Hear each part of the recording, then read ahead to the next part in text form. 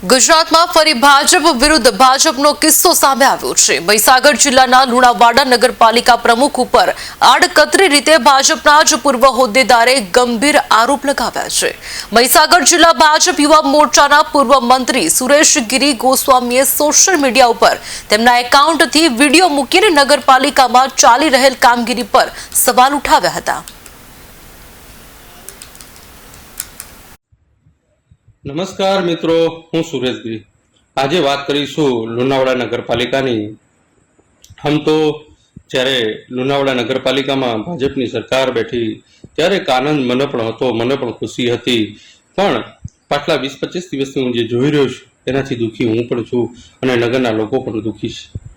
દુઃખી એટલા માટે કે ભૂતકાળમાં જે ચાલતું હતું 20 વર્ષના શાસન પછી ભાજપની સરકાર બેઠી, ભાજપની બહુમતીથી બોડી બેઠી, ત્યારે લોકોનામાં જનતામાં એક અવાજ હતો કે હવે તો કંઈક સારું થશે, હવે તો વિકાસના કામો થશે અને જે કૌભાંડો થતા હતા એ કૌભાંડો પર કંઈક ને કંઈક બ્રેક લાગશે।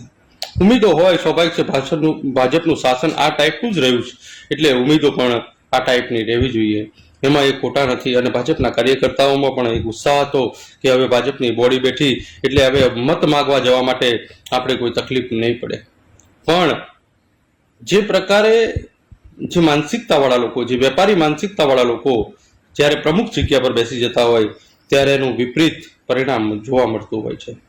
કારણ કે એ લોકોને ભાજપથી કોઈ મતલબ નથી, એ લોકોને મતલબ માત્ર ને માત્ર સત્તાનો છે અને આમ સામ દામ કરી અને સત્તા પર તો બેસી જાય છે।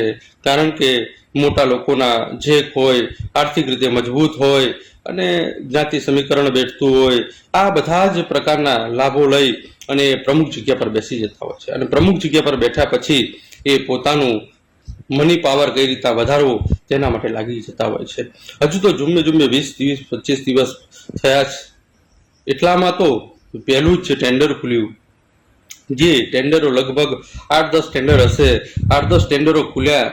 એવું મેં જોયું કરીબથી, હું બી ઇન્ટરેસ્ટ હતો કે પાર્ટી કઈ રીતના કામ કરે છે, કારણ કે મૂળ માનસિકતા ભાજપ વિરુદ્ધની હતી। એવા લોકો જ્યારે પ્રમુખ જગ્યા પર બેઠા હોય ત્યારે ભાજપના કાર્યકર્તા તરીકે એના પર ધ્યાન રાખવું જરૂરી હતું। એટલે મેં પણ થોડું મને ખબર પડશે કે 4-5 લોકોની એક પેનલ બને અને 4-5 લોકોનો જ એ ટેન્ડર ભરાય અને એ ટેન્ડર ખુલે, બાકીના લોકોનું ટેન્ડર ખુલે નહીં। 5-6 લોકોનું ટેન્ડર ખુલે અને 5-6 લોકોને દમ મારી અને કામ વેચી લેવામાં આવે કે આ કામ તારે કરવાનું, આ કામ તારે કરવાનું, આ કામ તારે કરવાનું, અને બાકીના કામો પોતાના સગા સંબંધીઓને આપી દેવાના અને જે કામ આપ્યા છે બીજાને એમાં પણ ટકાવારી દબાઈને લેવાની।